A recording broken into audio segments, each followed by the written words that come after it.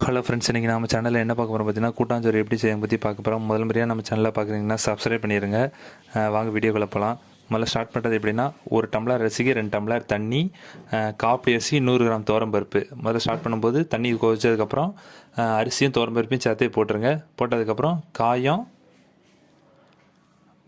அப்புறம் மஞ்சப்பொடி, அப்புறம் உப்பு தேவையான அளவு, அப்புறம் நறுக்கி வச்சுருப்போம் பார்த்தீங்களா, அந்த காய்கறியை எல்லாத்தையும் போட்டுருங்க. அதுக்கப்புறம் மஞ்சப்பொடி கொஞ்சம்,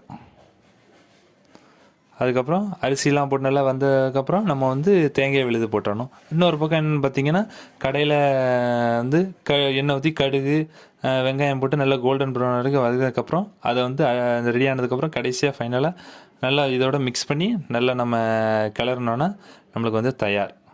ஓகே ஃப்ரெண்ட்ஸ், நம்ம வீடியோ பிடிச்சிருந்தா சப்ஸ்கிரைப் பண்ணுங்கள். தேங்க்யூ.